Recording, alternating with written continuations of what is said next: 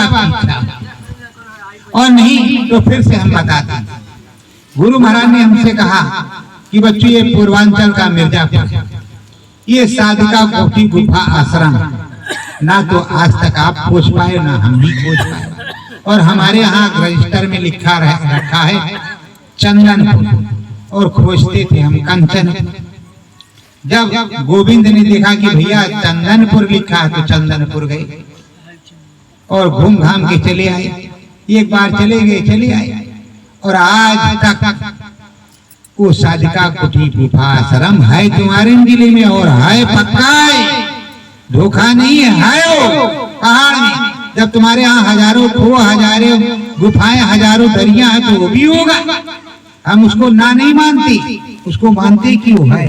पर अब आपका जिला सोनभद्र और मिर्जापुर में डेवलपमेंट है और पुराना उत्साह मिर्जापुर बताते हो तो कितना बड़ा होगा, कहाँ कहाँ होगा, किस तरह का होगा, किस जगह होगा। अब हम कहाँ चले जाएं जंगल में, हम तो मैदानी इलाके के बंदे, हमने तो कभी तुम्हारे जिले में कुछ देखा नहीं, तो फिर हम कैसे क्या करें, हमें तो दूसरे सहारा लेना ही पड़ेगा। तो प्रेमियों जब हमको दूसरे सहारा लेना पड़ेगा और जबकि तुम्हारे यहाँ जो कुछ हमको बताया गया हमें सब, हम वहां से चल करके आए और इलाहाबाद होते हुए तुम्हारे मिर्जापुर के स्टेशन पर उतरे और उतर करके हमको पहले बताया गया था पंचमठी कुटी आश्रम, आज भी जाइए वहां है मिर्जापुर में।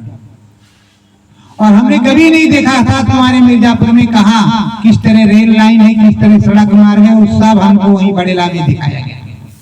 और जब आए तो हमें सब उसी तरह से मिला। पर प्रेमियों हमने ये भी कहा था कि अगर मिर्जापुर के कोई लोग जुड़ेंगे इधर से हमारे यहाँ से तो सच्चे ही बंदे जोड़ना, तो रोटी सेकने वालों की हमको जरूरत नहीं है, जो तुम्हें खोज सके तुम्हारा भजन कर सके, नहीं तो हमें कोई नहीं। और मैं आज भी वही कहता हूँ, आज भी वही कहता हूँ, हिंदुस्तान के भारतवर्ष विदेश के वही प्रेमी हमारे पास आए जिसको तुम्हारी चाहत हो, जिसको तुमसे मिलना हो, जिसे मुक्ति पाना हो, जिसे मेरा देखना हो, उसे कभी नहीं। मैंने साफ साफ कहा मुझे थैली टोपी की जरूरत नहीं है, ना हमें महंती और गद्दी की जरूरत है। मैं ये जानता हूँ कि बाहर से जब तुम्हारी इच्छा हो तो दर्शन दीजिए और नहीं तो अंदर में दर्शन आप देते रहिए, उनके सदा भाव के बस उन्हें दर्शन देते रहिए। कभी भी वो उनको ना लगे कि हम हमारे गुरु महाराज नहीं है और वो असमर्थ, अपना समर्थता का परिचय देते रहिए। बराबर आप दया कृपा करते रहिए और आपके अमर संदेश पत्रिका में लिखा हुआ फिर से सुन लीजिए। 76, 77, 78, 79 और जो 67 के इन बीचों में गुरु महाराज ने भविष्यवाणियां की हैं, उनमें गुरु महाराज ने कहा था भविष्य में मैं ऐसी जगह चला जाऊंगा जहां चाह करके तुम हमको खोज नहीं सकते, और ऐसा गियर फंसाऊंगा कि टूट जाएगा, छूटेगा नहीं। जब मैं लौट करके आऊंगा तो मेरी उम्र 35 साल कम हो जाएगी।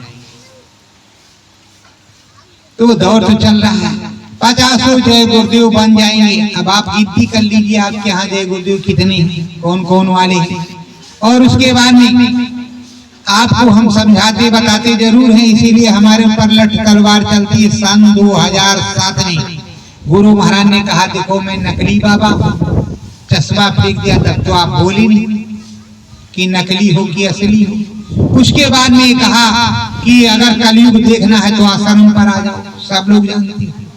फिर ऐसा क्या कलयुग था, कलयुग ऐसा क्या था जो आश्रम पे तुमको बुला रहे थे, फिर क्यों नहीं देखने गए?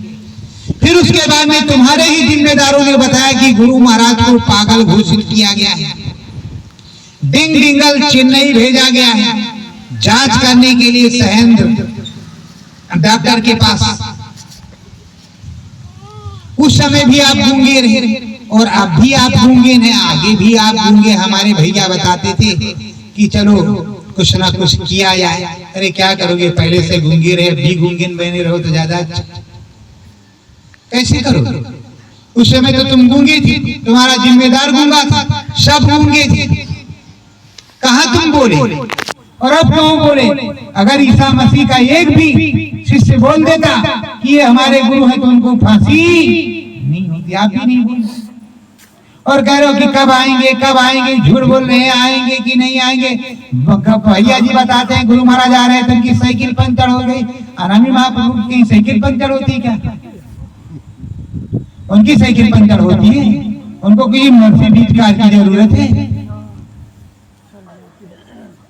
और हमने ऐसा कुछ किसी से कहा नहीं। रही परिवर्तन की बात, वो तो होगा, अब धीरे धीरे रोज हो रहा है। जब हमारे पास एक भी बंदूक नहीं, एक भी गड़सा नहीं, एक भी तलवार नहीं, एक भी सामान नहीं, एक भी सुरक्षा की व्यवस्था नहीं, और हम बाबा जी को रोज कह रहे हैं कि तुम जल्दी आओ, सारी व्यवस्था मेरे पास है। जिनके पास करोड़ों रुपए है, संगत को काट लिया, उनके आगे पीछे 10-10 बंदूकधारी घूम रही हैं।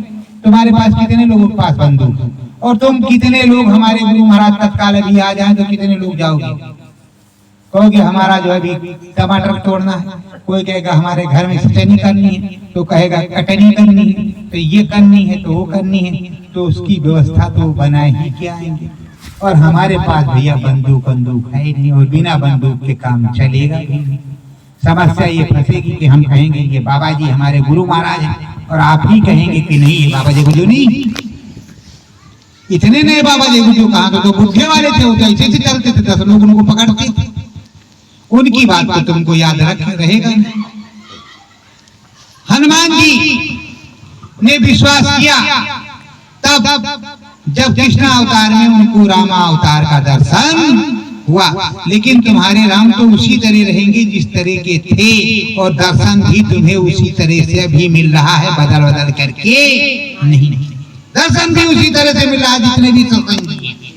यह नहीं है कि किसी प्रकार से बदल जाए, दर्शन भी तुम्हें उसी तरह मिल रहा है, सब कुछ उसी तरह मिल रहा है। लेकिन तुमको ये तुम्हारी परीक्षा भी है और सब कुछ है।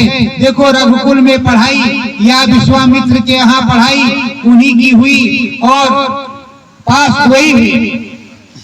देखो द्रोणाचार्य के दरबार में 106 पढ़ते, कितने पढ़ते थे?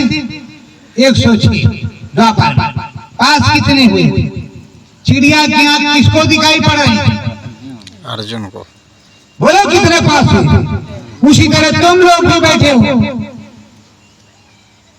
इसमें से कोई बाकी नहीं होगा कि जिसने मथुरा की तरफ मुंह न किया। जैसे सुना होगा कि बाबा जी चले गए, फौरन कहा जल्दी गाड़ी पकड़ो, फौरन पहुंचो वहां, और अंदर में नहीं बैठा होगा, कान में उंगली लगाए देखें कि गुरु महाराज ने कहा है कि जब तक नाम ही रहता तब तक नाम का असर शब्द सुनाई पड़ रहा कि बंद हो गया। दौड़ और दौड़ गए तो ना तो तुम्हारे जिम्मेदार की हिम्मत पड़ी, ना तुम्हारी की कम से कम हमको दिखाओ कि हमारे गुरु महाराज हैं कि नहीं। अब सच्चाई बोलते हैं तो तुमको बुरा लगता है।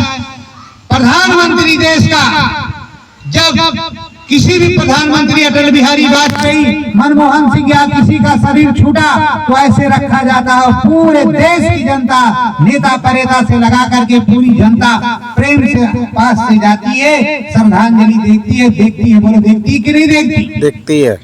तुम्हारे यहाँ कौन सी फांसी लगी थी जो तुमको देखने नहीं मिला तुम्हारा गुरु? तुमको क्या हो गया? तुम क्यों नहीं गए? और वो क्यों ऐसा हुआ उसका पता भी आज तक नहीं लगा, और उसी पर सब चुमे लगे हो कि यही अच्छा। तो वही गुरु महाराज ने जो बताया था, ये धांधली कब तक चले, कहीं जब तक चले तब तक सही। सच्ची बात बोलो तो बड़ी बुरी लगती है। और ये भी सोच लो, समय की बात में हमने हमेशा किया और आज भी करते हैं। जब कृष्ण भगवान ने देखा कि जरासंध के पास लाखों लोग हैं, हमारे पास सीमित लोग हैं, उन्होंने सीमित लोगों को लौटा दिया कि तुम सब जरूर भाग जाओ। कहा? मथुरा वृंदावन गोकुल में चली जाओ, हमारे पीछे मत आना। और वो गोवंतक पर्वत की तरफ गए, वो ललकारता रहा जरासंध, वो गोवंतक पर्वत पे चढ़ते चले गए और गायब हो गए। पहला नंबर तो उनको रण छोड़ कहा, दूसरा कहा मारा गया, पूरा पहाड़ में ठोक दिया, जरासंध ने मारा गया। और कृष्ण भगवान का मतलब था इस तरह हम ढूंढ ढूंढ के राक्षसों को कहा मारते फिरेंगे, ये जय बार हमारे पास आएगा तय बार कुछ ना कुछ लेकर के आएगा, और तय बार इसकी धुलाई हम अच्छी तरीके से करेंगे। चुपचाप कृष्ण भगवान गोवंतक पर्वत में आग लगा दिया वही मथुरा में, और कहा कृष्ण मारा गया, कृष्ण मारा गया, और कृष्ण भगवान चुपचाप द्वारिका चले गए। जब रुक्मिणी ने पत्र भेजा कि ना हो तो राक्षस रीति रिवाज से हमारा वर्ण करो, और तुम्हारे अलावा हम किसी से शादी करने के लिए तैयार नहीं है। बोलो पंडित जी महाराज यही सही है कि गलत? तो फिर कृष्ण भगवान और बलराम जी पहुंचे, और जब रुक्मिणी का हरण कर लिया और पंचजंग शंख बजा, तो कृष्ण भगवान तो जिंदा है, पूरा महाभारत भी हो गया, सब कुछ हो गया।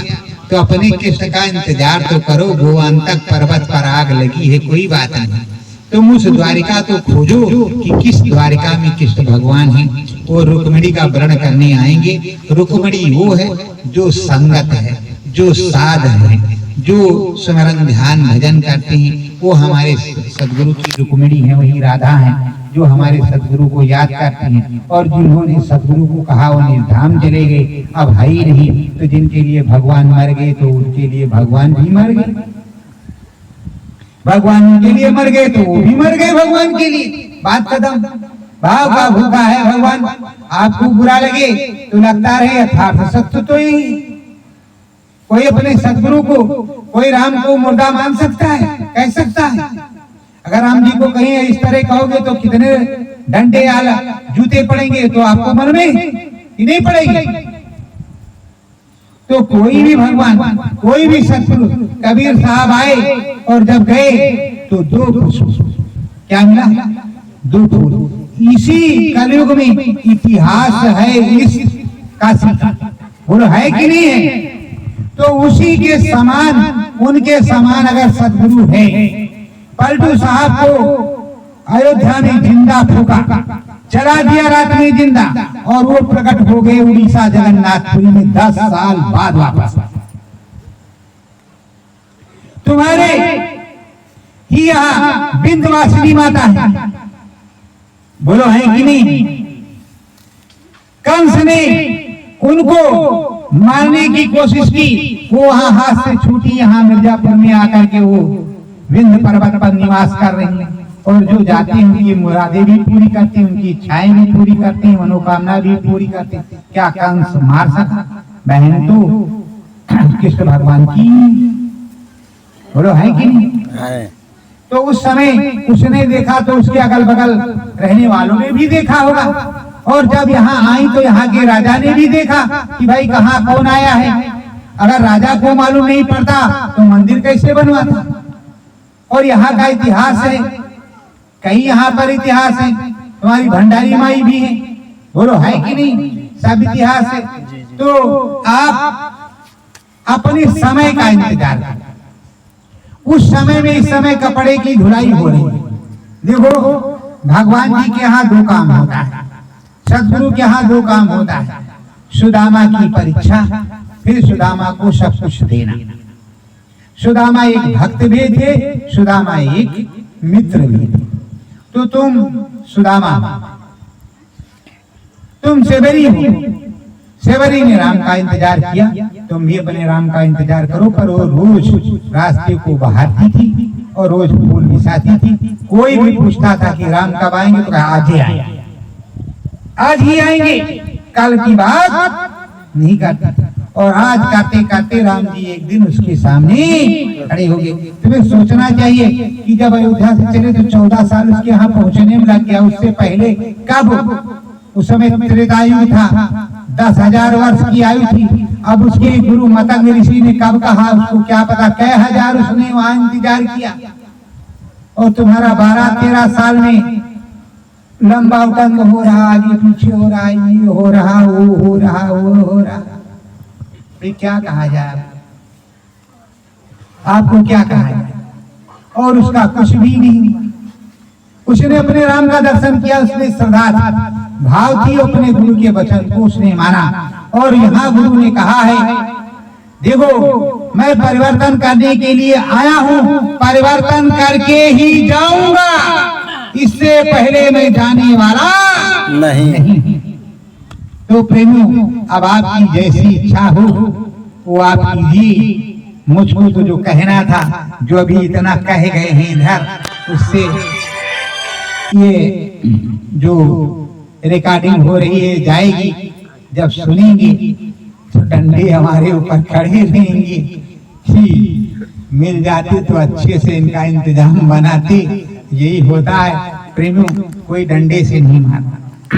जिनके पास पैसा होता है, सुन लो मुझसे, जिनके पास पैसा होता है, जिनके पास पैसे का कोई कमी नहीं होती, जो पैसे का कोई वैल्यू नहीं समझते, कोई मतलब नहीं समझते, और वैसे भी मंदिरों में वो बाबाओं के पास पैसे की कोई कमी नहीं होती। तो प्रेमियों, बाबा क्या कहते हैं, जब बाबा के पास कोई पावर है तब तो अच्छी बात, और भगवान भरोसे गाड़ी चल रही है, मतलब उस तरह की हवा में, तो भी अच्छी बात। और अगर कुछ नहीं तो इनके पास होगा। इन बाबा को पूछा कि ये क्या है, कहीं चित्रकूट में रहते हैं, ब्रह्म ऋषि हैं, बहुत पहुंचे महात्मा।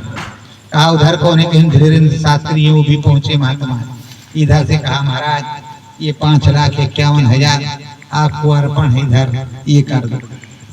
अब 5,51,000 के बदले उन्होंने कर दिया। उनको सोचना चाहिए हमारे संत महात्माओं को, भारत देश के, कि हम अच्छा अच्छा काम करें, बुरा एक भी नहीं करें, चाहे कोई कितना भी रुपया दे।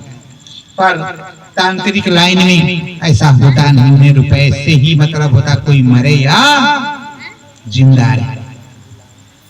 और आप समझते हैं कि अगल बगल में आपने देखा होगा, एक छोटा सा किसी को भूत या चुड़ैल लग जाती तो उसकी हालत खराब हो जाती, बीसों जगह जाती।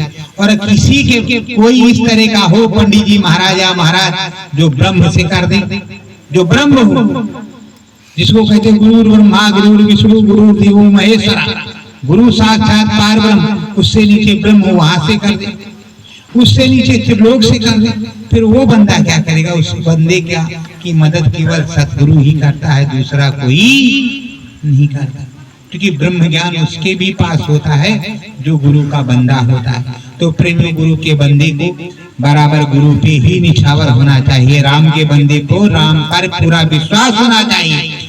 इसलिए आप सोचते होंगे हमको हमारे गुरु पर पूरा विश्वास है, पूरी बात है। और आप ये भी जानना चाहते हो तो बताते हैं, कल मैं जब 26 तारीख को मैं धाम पड़ेला से चला तो काफी गर्मी थी, रास्ते में एसी काम नहीं कर रहा था गाड़ी का, गाड़ी ठंडी नहीं हो रही थी, पसीना निकल रहा था, प्यास बहुत तेज लगी, तो रास्ते में हमने 2 गिलास गन्ने का जूस पिया और हमारे साथ जो भी पैरवी थे वो भी उन्होंने पिया। आगे चला तो मैंने हाथ जोड़ करके कहा गुरु महाराज अब जैसी तुम्हारी मौज होगा। हम कहा ये प्रभु जी, अरे हम भी चल रहे हैं, कुछ ना करो तो थोड़ा ठंडा हवा ही चला, नहीं कुछ करो तो कम से कम ऐसा कर दो कि कुछ राहत हो जाए। मैं जब प्रयागराज पहुंचा तो बढ़िया से बादल छा गए, नहीं उस जो रेती है प्रयागराज की, जो त्रिवेणी संगम की, उसमें पैर धरते आलू जैसा घुस जाता। इस समय इतनी गर्मी हो रही, वो बिल्कुल ठंडा। गाड़ी खड़ा किया, उतरे, कपड़ा उतारा, गए गंगा जी में स्नान किया, और वहां जो गुरु महाराज ने कहा था वो हमने काम किया। हम ऐसे गंगा जी नहाने नहीं जाते, जो हमारे गुरु का आदेश होगा वही करेंगे। गंगा जी में नहाया, स्नान करने के बाद में वहां जो बताया था वो किया, उसके बाद जल लिया, गाड़ी में रखा, और उसके बाद में कर्म कर्जा ही एक कहिया।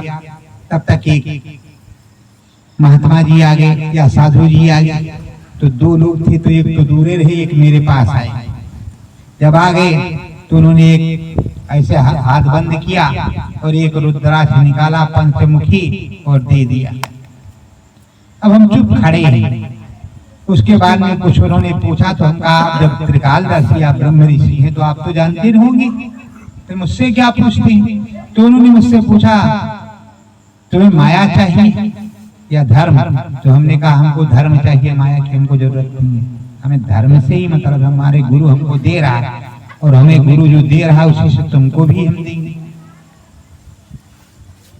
फिर उसने अपनी जटा खोली ऐसे और 3-4 लोग वहां प्रत्यक्षदर्शी थे, हमारे साथ थे, वो भी देख रहे थे। उसने अपनी जटा खोली और उसमें से गंगा मैया टपकने लगी। तो नहा के तो आया नहीं था, गर्मी थी, धूप में। उसके बाद में कई बातें कही और फिर उसने हमको 3 रुद्राक्ष दिए। उसने बाद में हमसे कहा हमें 500 रुपया चाहिए, हमें घी की कमी है और यहाँ हवन पूजन करेंगे। मेरे पास 600 रुपये था, मैंने 500 उसको दे दिया। कहा ले जाओ भैया करो हवन पूजन।